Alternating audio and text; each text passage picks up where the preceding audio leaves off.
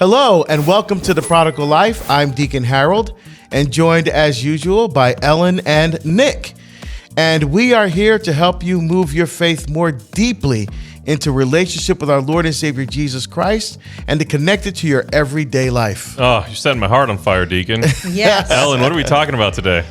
Probably something that's not going to continue that feeling, Nick.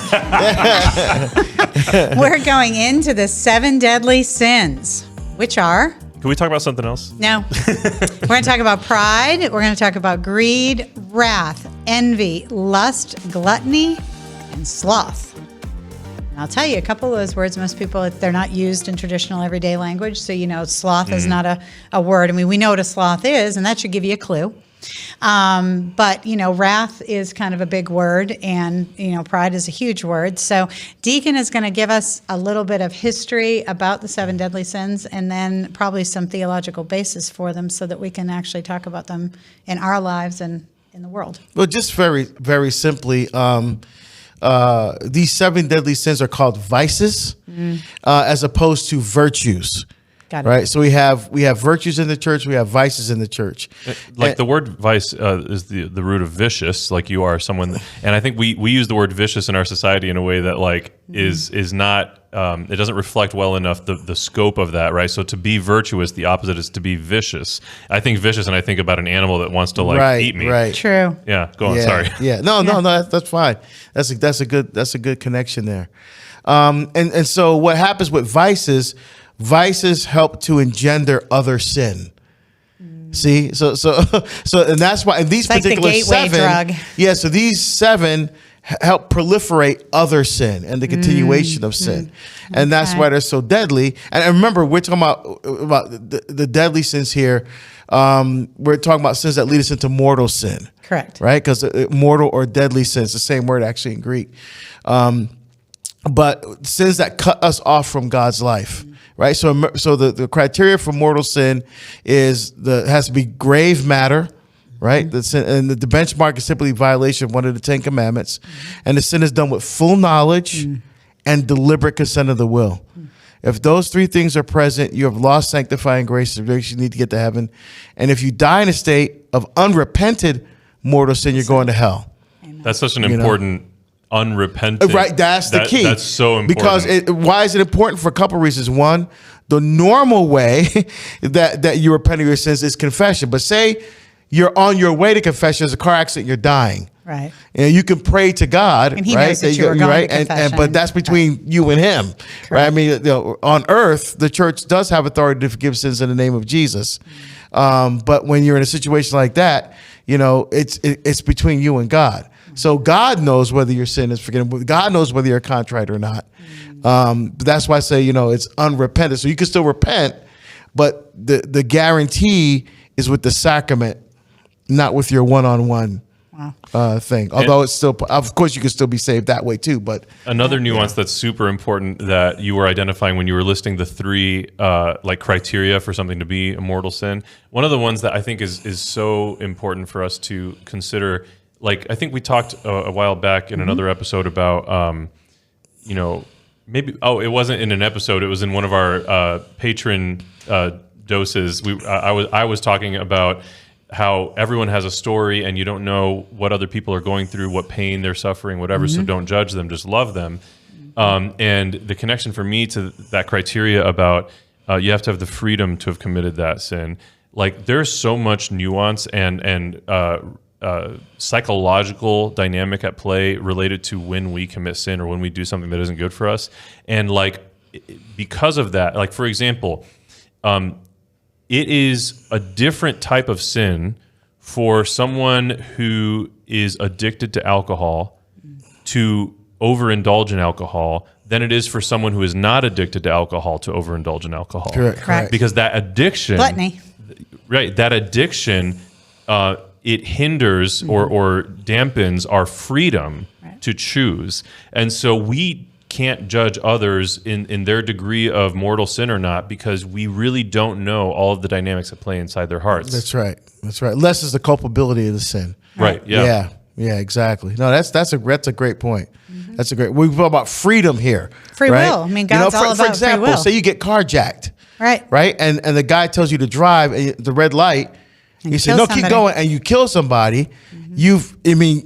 Thou shalt not kill, but you weren't free Right. at that moment. So it's not mortal sin. And then in the knowledge that it is a sin, we can have a huge spectrum of what it means to know that something is a sin, right? So like if I was told by my parents growing up that something was a sin, but my parents did not live virtuous lives or did not, whatever that relationship dynamic was, that I had a lessened degree of appreciation for the validity behind the things that they would tell me. You know, if they were the kind of parents that are slapping me over the head with a Bible and I grow a disdain towards religion because of the way that they're handling it, like that lessens the degree of my capacity to understand that validly what they were teaching was true or not, right? So even if you are told the right stuff, it doesn't mean that you know that it's true in the degree to which you would have to for something to be a mortal sin. Does that make sense? Yeah. There's so That's much what at you're play. saying. There's a lot of nuance. It is a lot, but that's of why nuance. only God can judge. That's Exactly. We got to exactly do the right. best It's we not can. us. Exactly right. Right. Exactly right. And God takes all of that into consideration because there's things going on we may not even know about. Yeah. You know, with an individual person. That's why it's so important. What you say, we cannot judge people. Yeah. You know, and that's not what we do. Now, the culture thinks that we do because we disagree with their perspective. But that's not judgment. That's disagreement. Yeah. Right. Yeah. Exactly. Yeah. What is that? Love the sinner, hate the sin. Yeah. That's right. Right. That's what Yeah. I always hear. So, Yeah. so I guess we start with pride. That's a big one. I know. Is that your middle name or? Right. Used to be. That is Hold for on, sure, pride. Let man. me see. Pride was like, pride.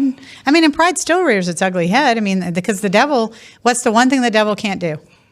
Really can't do? Be humble. Right?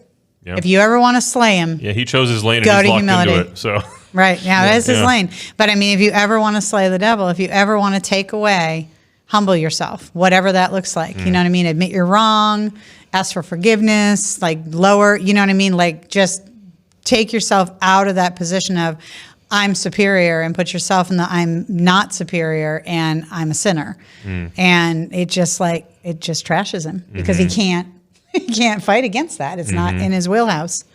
Yeah, so pride, an excessive love of self or the desire to be better or more important than others. It'd be pride. That's pride. and pride is really at the core of pretty much all sin in a sense. Yeah, It all kind of that's right. boils down to that. It's probably why it's listed first. Yeah, yeah. And another spin on that is like in that over obsession with the self and our show Physically Spiritual here on Awakened Catholic, the host is phenomenal.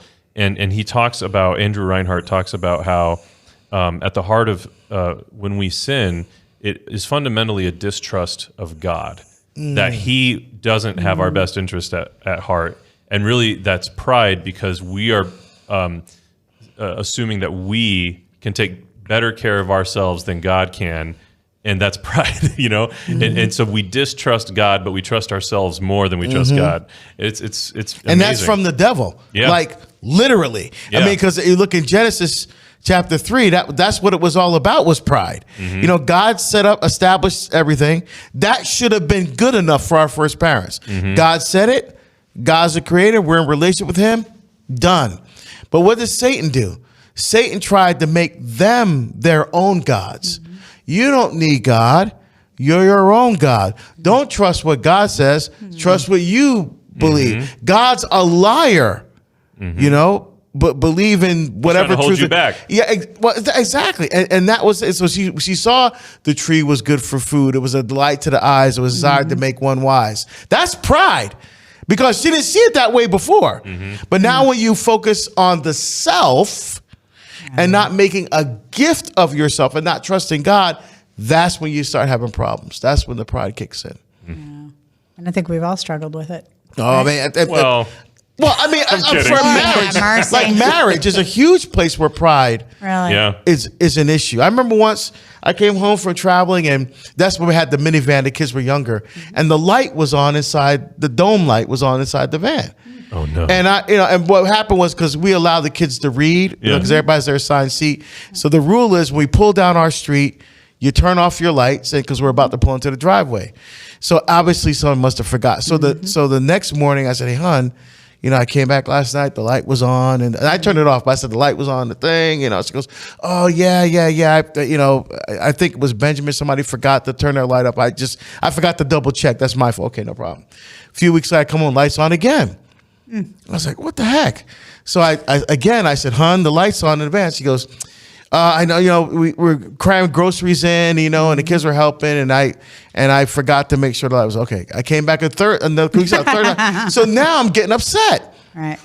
So I said, hon, this is like the third time the light's on the bench. She goes, well, if you were here, maybe you turn off the damn light. Oh. And I'm like, then you start getting into it, right? Yeah. So the question, and reflecting on that now, I said, well, why couldn't I each time turn the light off and not even bring it up as an issue? It's a light. When you think the whole scope of your marriage, it's a light in a van. Yeah. Why couldn't I just turn the light and just be done with it? Right. Pride. Right. I had to show her that the light, you know what I'm saying? That's pride. You know? Yeah. That's a good one. Yeah, I find myself as a young father presently. Well, I know I'm 34. It's not that young, but there are my kids and my wife leave lights on all over the house. And none of them are capable, apparently, of turning them off when they leave. And so they'll all be hanging out in the living room downstairs, and every light upstairs is turned on. Like that song, every light in the house and in the house. And your thing is, man, I got to pay for this Exactly, bill. See? I'm saying the same thing. No, you just didn't want to get a new battery when it was dead in the morning. Well, that's the thing. Or I travel. I want to make sure they're safe, and I don't want So I've turned it into a joke now, which is probably not the healthiest thing for it to be sarcastic, but it's kind of fun at the same time, and we all laugh about it. But when I notice it, I'll turn all of them off, and then as I come down the stairs, I'll say to the family, "Hey, don't worry, guys, I turned off all the lights for you." That is hilarious. Yeah, it's hilarious. Yeah. Well, I mean, pride. I think my greatest struggle with it is always. Well, there's a lot of them, but the one that I can think of, like off the top of my head, is always wanting to be in a conversation or involved in what's going on, and then sometimes not pulling back and just being quiet, or you know what I mean? Because it's like an attention thing or whatever. I struggled really hard with it when I was younger. And I used to get called out on it, and then I'd get upset, and then all kinds of other stuff. But, it's a journey, you know what I mean? To learn how to think of, what is that saying? What did he say? Humility is thinking of yourself less, right? Mm-hmm. Not thinking less of yourself, but thinking of yourself less. And so that's what it's just taken a long time. And, and it's a lot of prayer. It's a lot of prayer. And then it's also being willing to accept constructive criticism, and even criticism that might not be constructive, but is needed so that you can learn that, you're really it's not all about you. My hard lesson was like the story I told before with, the person I love very much that was going to kill themselves. And I mean, that was the only way I think God could ever get it through my thick skull, that everything that I worried about, trying to control everything and make sure everything went right, and that, literally control freak. Like everything had to be a certain way. The kids knew they had to have their room a certain way. Like growing up, I grew up in a museum. Like the house was basically a museum. And I tried to live that way for a little while, and, all of that. And I just had to learn to back away. But it wasn't until 2018, in April of 18, when I had that video call with somebody with a shotgun in their hand and a whatever the thing in their other hand, telling me they were going to say goodbye, and not knowing when the screen went black if they were dead or not, that I've really comprehended how little the things I worried about were, how little what my needs were. Not that God thinks, doesn't think that I'm important, because that's not what I'm saying, but that I'm not the center of the universe, basically. The universe does not revolve around me. And that I literally own nothing, control nothing, whatever, that I just have to be present, you know what I mean, and trust God. And that's what it was. I have struggled with pride since, in a really pointed way, since high school, in the form of not that this is like exclusively the way I've struggled with it, but in a really specific way, in the form of how much I struggle with being misunderstood. Kind of similar to that instance where you were worried that someone was going to kill themselves. One of my best friends growing up, and I still remember when we first met in second grade, we met sitting in a pew preparing for First Holy Communion, and we were right next to each other, and we were friends for so long. And my sophomore year of high school, he committed suicide. And I,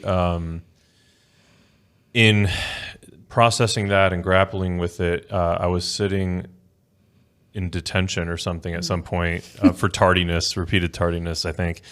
And I was sitting there, and this was, fresh off the heels of this having happened. And I started just journaling and writing, and it kind of manifested in the form of a poem.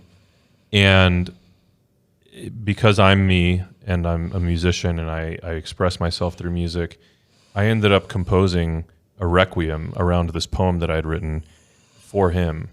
And I was asked to have it performed on the anniversary of his death, my junior year. So orchestra, choir, the whole deal. Wow.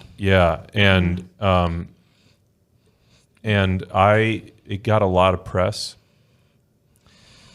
and there were a lot of people at the high school that saw me as someone who was trying to leverage what had happened to him for my own gain, and that was never the intention. Yeah. And having like so many people at the school hate me for that, when it's entirely baseless, it was entirely untrue. Right. It kind of, I think, started me in a trajectory of like really struggling when someone misunderstands me, because I have nothing but love for everyone. Right. And when anything other than that is communicated, whether it's behind my back or whatever, or I get the sense that someone's doing that behind my back, like that really messes with me in a way that is unfair, because it screws with my head in such a way that like it makes it impacts my relationship with my wife, my kids, whatever. And it's ultimately it's pride. And then when I pray the litany of humility, Yeah. Yeah. where it's literally, there's a phrase in there like that others would think less of me. And it's painful to me to pray those words because of these wounds. But I also find so much healing and therapy almost just by praying that. It's beautiful. Yeah. Yeah. That's what we're supposed to do. Right. And the next one here is lust, an intense desire, usually for sexual pleasure, but also for money, power, or fame. You go first, Nick. Why? Well, okay. So you talk about. Let's talk about the sexual lust here. So let's clear the deck here. Sex is a very good thing. Sex is awesome. Amen. Sex is amazing. Fantastic. I mean, it was created by God, right? It was a participation. Yeah. It's a participation in God's life-giving activity. That means it's sacred and it's holy because it's our participation in God's power to give life. He actually engenders that in us in the way that we are made, male and female. He created them to be able to participate. Because think about it. Your other organ systems are completely independent, right? You don't need a woman, if you're a guy, to breathe, Right. or to to have see or to a hear. stomach, Right. or any of that. But for the reproductive, you have to have someone. So it's designed for communion. It's designed for unity. So what happens is I say that I start off that way because a lot of people say the church looks down on sex and doesn't like that. That nothing could be further from the truth. That's the especially when you look Puritans. at theology of the body. Yeah. The issue is when we take this great gift and we twist it and distort it and pervert it, and our culture has turned it into a consumer product.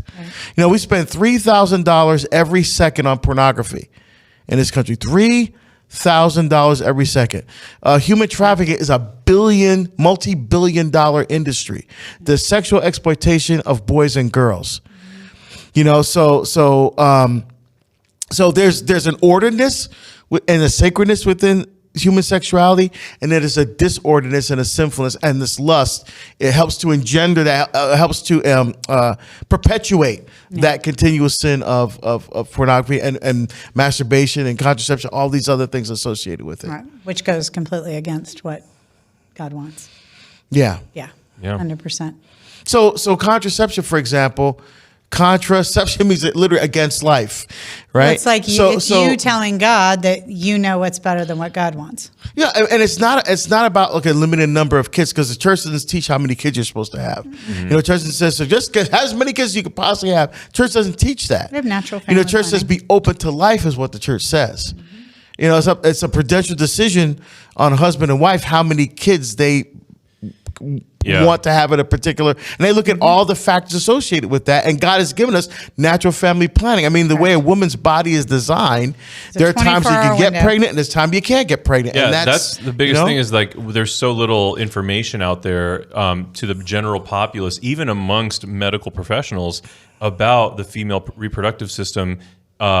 When they don't learn a lot of the things that have been discovered in natural family planning, it's incredible. Yeah. The insight that and the freedom and empowerment that women feel when they learn about their cycles, the charts and everything. Like my wife, when she was learning about it as we were getting ready to get married, she was like, "Why did no one ever talk to me about this?" It's incredible. And people have such a skewed perception, like you were just saying about. There's a small window of time every month that a woman is actually 24 hours. Yeah, and we were married 7 months, and we were young Catholic rabbits, and we didn't get pregnant for 7 months.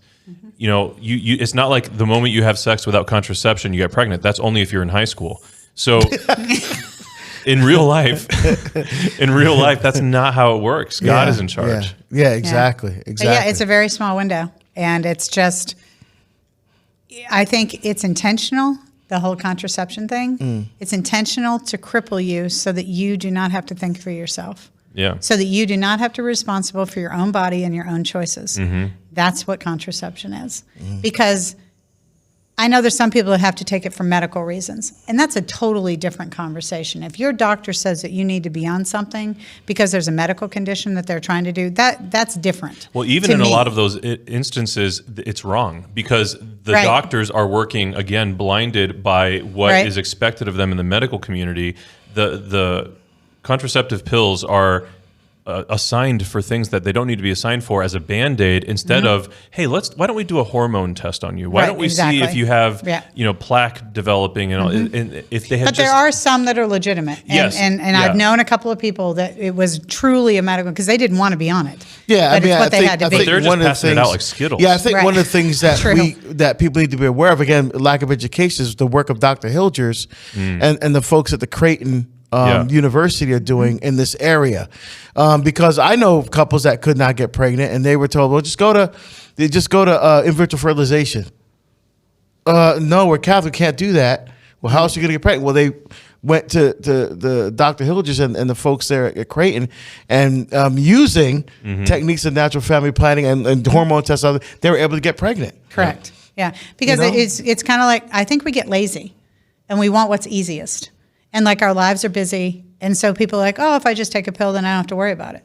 Or if I just get something injected under my arm, I don't have to worry about it. Or if I, you know what I mean? Just, I can just go have, give some guy 10 or 20 grand and they'll get me pregnant. Instead of doing the work that's required to live a life that's true to God. You know what I mean? And what God is calling you to. So that's the, that's and the thing is about lust is that, there's a healthy sexual desire that every human being has. Even priests have a healthy. I mean, so when you see an attractive woman, if you're a guy or attractive guy, there's nothing. There's a natural attraction there because God built it into you. It's when you when that energy is channeled in a direction that leads to sin. Right. Or when you look at someone as an object of pleasure and gratification and not as someone made in the image and likeness of God, that's where the vice comes in of lust. So we have to make sure that we're not, so saying, just don't look, I mean, you're gonna look again. I mean, you're gonna see somebody. You know what I'm saying? You're gonna that way you do the next time. Yeah. You know, you're gonna walk around running into walls because your eyes are closed all the time. You know, I mean, so there's, and that's why we talked about fasting and you know, in the previous show that we looked at mortification. You know, but recognizing that and understanding that, and for me, the more I started understanding about women in theology of femininity in the scriptures, it's like, holy cow, because you look at women a completely different way. I would recommend Mulieris Dignitatem by St. John Paul II on the dignity and vocation of women. We'll One put of a the link most up. beautiful things I've ever read about women. Yeah. Rocked my world when I first read that. Yeah, the way that I talk about that principle is, you know, we can look at a beautiful sunset and not be led to sin unless we are led to the sin of worshiping that sunset in an idolatrous, weird way. And honestly, it sounds bizarre, but some people do treat nature that way. Yes, that's right. And then with the opposite sex, the ideal would be, if sin were not a thing, if we're all virtuous, perfect people, to be able to look upon someone of the opposite sex or even someone of the same sex and acknowledge the beauty in it without turning it into an object of use, without lusting. Right. And so the challenge, and we can still strive for that here and now, but the challenge is we are so broken that even if we wanted to, we can't just flip a switch and be like, oh, now I'm just seeing the beauty in it and I'm not going to lust after it. Like, it takes prayer and discernment. And we're honestly, in a sense, because we're a society that's so addicted to sex, you know, and you might be able to speak to what I'm about to say with more intelligence because I haven't been in those shoes yet. But like, I know that, for example, a deacon that I know went through AA and in the early stages of his recovery and working through that, you can't walk into a bar. You can't be near it. Correct. Now, he is decades later in such a healthy place about it that he can have a sip of the blood of Christ without being triggered during Mass. And so, to me, in a similar way, I can't be in my working towards becoming a virtuous man. I can't suddenly be like, now I can look at women and not lust after them. You got to give yourself the time to really heal, and that's not like a week. That's not a month. No, you know, it takes time. It takes time, to adapt your internal motivations and your internal desires, and to then be able to see something and not lust after a person and not lust after her. And I think there's a responsibility too on the backside of lust, the opposite. Like, maybe you are not lusting after anything, but what if you're leading somebody to lust after you? I think that qualifies as lust. You know what I mean? Because some people, Believe me, I think about that every day. some people put it out there, you know what I mean, for that intention, which, you know, and that probably goes right back to pride because, like you said, that stems from pride. So you kind of have to be aware and conscientious of what if your actions are going to lead somebody else to lust, because, you know, what is it if you've lusted after, you know what I mean, you've committed adultery. I mean, that's like a mortal sin. Like, you've broken the sixth commandment if you've done that, right? I mean, that's just the way that happens. So I think you just have to look at lust from both sides. You know what I mean? Yes, maybe I'm lusting after something, but okay, if I'm not lusting after something, am I trying to draw somebody into lusting after something? There's a responsibility there. Yeah. Yeah. And I think we just quickly look at power and fame as objects of lust as well. You know, you look in political life, right? The politicians are supposed to serve the people that voted them into office, but oftentimes, in many contexts, it becomes a power trip. Right. You know, they get there because they have power and control over things. I mean, they say whatever they want to say to get into office, and they just do whatever they want to do once they get there. Right. And then they'll keep saying whatever they got to say to stay in office. Right. I'm saying so it's about power and control. It's not really about service or fame. You know, people want to do things to be famous, not to fulfill what God's plan is for them. Even for me, people say, "Oh, you're the deacon, or the dynamic deacon, whatever the hell that means." But for me, the worst part of this for me is when I do get attention, because I don't seek attention. I just want to be faithful to what God is calling me to do. People signing autographs, stuff like that. That's the worst part of the whole thing for me. Oh, let me take a selfie with you. I do it, whatever, but that to me is not why I'm doing this. You know, and some people think but it's trust me when I tell you it's absolutely not. The exorcist in Washington, D.C., Monsignor Rossetti, he just spoke at the Ignited by Truth conference in Raleigh, and it was really profound. And he talked about a lot of the exorcisms, not a lot, but several of the exorcisms that they're doing are people that literally, willingly, it used to be very rare, is what he said, that people would, quote unquote, sell their soul to the devil for fame or fortune or whatever it is, or whatever. He says now the number is based on the exorcism, it's like 50%. Wow. 50% of some of the exorcisms that are going on right now are because people are just, they want the fame, they want the money, they want the this, they want the that, and they're willing to like give them their souls to Satan. Because they don't trust God That to was provide that for them. number. Well, yeah, Like that's you the should have thing. been in that room with those thousands of people, and everybody was like, when he said that, it was audible. Yeah. You know what I mean? 50%. I was like, what? And to what end, though? I think that's to what end? So Jesus warns us about this. He says, they've already received their reward, the accolades, whatever, but then it's gone. I mean, like what Psalm 90 written by Moses, right? Our span is 70 years or 80 for those who are strong. And most of these are emptiness and pain. They pass swiftly and we are gone. So you get your little, and then what? You're looking at the scope of our life on earth, which is nothing compared to eternity. It's so finite. It's Every human being as far Temporary. as should, I think it would be a really smart thing if every person, at least every month or 2 or 3 or whatever, just go for a walk through a cemetery. Just walk through. yeah, it's healthy. Just walk through. Memento mori. Read the tombstones, the infant children, the people, look at their lives, look at their families, and walk through, because ultimately, that's where your physical body is going to end up. And like you said, what's going to be left? You know what I mean? What's going to be left? Yeah. So, yeah, we go to the cemetery. Every time I go home, we spend time in the cemetery. We go visit our relatives, and we bring flowers, and we prune, and we drop stuff off. And like it's a regular part. It's always been a regular part of our family, was going to cemeteries. When I was in the summers, I used to go to Phillips Exeter Academy up in New Hampshire, and I would have a lot of homework because it's a lot of homework. And I would always go, and I'd bring a blanket, and I would sit in the cemetery with my godfather, and my godfather, my great-grandmother, who I'm named after, and literally I would sit in the cemetery and do my homework sometimes. It's very cathartic to staying in touch with what is really important. Yeah. So, and especially if you can make it meaningful and actually spend time with a family member. Yeah. Yeah, or, and pray for them while you're there, because you don't know where they are. Hopefully they're in heaven, could be in purgatory. You really don't know. But where God is outside of space and time, you still should pray for them. Yeah. Because we're not the end-all, be-all to where they went. Well, this has definitely got to be a two-parter, but let's see if we Yeah. can get one more in We're going here to do another one. before the end. Gluttony. Oh, yeah. Overconsumption, usually of food or drink. And then there's always a virtue that parallels and juxtaposes the vice. But overconsumption usually of food or drink, usually. Oh, you can be gluttonous with a lot of things. Media consumption. Social media, Yeah, work. exactly. I think people can be gluttonous with work. So at what point does it become gluttonous? Okay, so for example, food.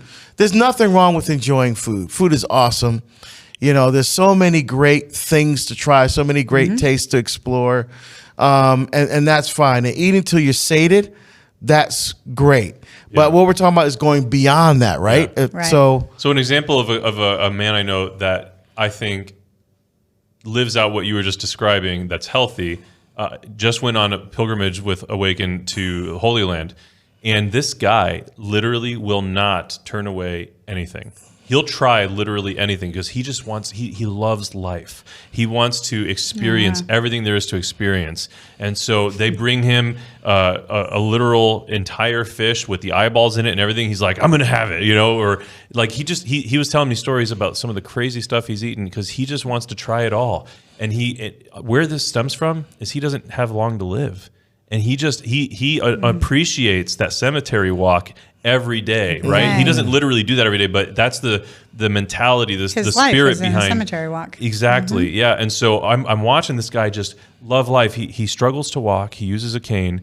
And this dude is doing all the steps through the Holy Land with us. And he just did not want to turn anything down, even though it was challenging for him. That's beautiful. It was. Now, in contrast, viciously, we can be gluttonous too. And to me, I think, so I'm hypoglycemic. I have struggled with food gluttony my entire life. I was always a little bit chubbier than all the rest of my friends in class. And I just like, other kids might have a bowl of cereal. I would have like 3 bowls of cereal, right? That was always Understood. me. And my wife, God bless her, I'm not allowed to serve my own portions at home because I literally will just like, and so, any degree to which this physique is healthier than it has been in my life is thanks to my wife's Alina. diligence. Yeah. But anyways, so I've always struggled with that. And now that I have, I've identified I have hypoglycemia, if I get what we refer to as a hypoglycemic episode, where I go too long without eating or whatever, and I start getting shaky and I get sweats and I can't think straight. If I am given the opportunity to eat in those moments, I gorge myself beyond reason because in those moments, I'm in such a survival desperation.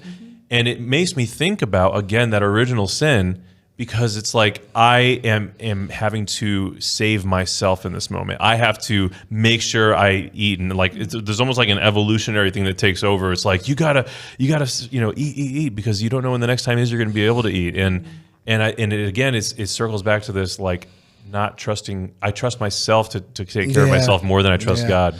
Yeah, I found myself in that situation during COVID, during the pandemic. yeah? I never had COVID, but being home, not being able to speak, not doing what God's called me to do. All of a sudden, it was like full stop. I'm on the road. All of a sudden, bam, I'm home.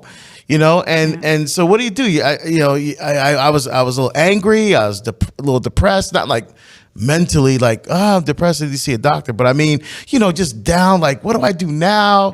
What about the bills? Because the mortgage ain't going to stop because of COVID. Yeah, I'm like, what am I going to do? So the way I, kind of dealt with that is food, just comfort myself and just, or sometimes I'm out on the road, and I deserve this slice of cake because I'm out here doing away from my family, sacrifice and stuff. I deserve a few little treats and things like, you know what I'm saying? Oh yeah.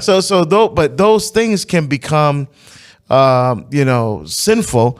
Again, when the focus is on that and not on directing those things toward a healthy relationship with God. Yeah. And I think you can do gluttony with shopping. Oh yeah. Oh yeah. And buying things that you don't really need but you want. And you know what I mean? And that's probably a good mortification, you know what I mean, to not buy something that I do it. Sometimes I'll go into the store and I'll get a bunch of stuff. And then before I go check out, I just walk through and I put things back. Because it's like, I'll literally have that thought, like, okay, do I really need this? Do I really need that? Could I do something different? Whatever. It took a long time. But I consider that gluttony. Alcohol, of course, but even with me, it became a disease. But up until the point it became a disease, I can remember when I was a kid, teenager and whatever, we were just partying like it was cool. And the only reason to party was, to get drunk and to have a good time, which of course is gluttonous behavior. So food always. As always. Now I have a very, controlled diet, very, I fast, I do all of those things. But I can remember growing up, I grew up in the generation, the kids are starving in Cambodia. So you couldn't leave, you had to eat everything on your plate. Wow. Yeah. We had to finish our dinner. There wasn't any such thing as leaving things on the plate.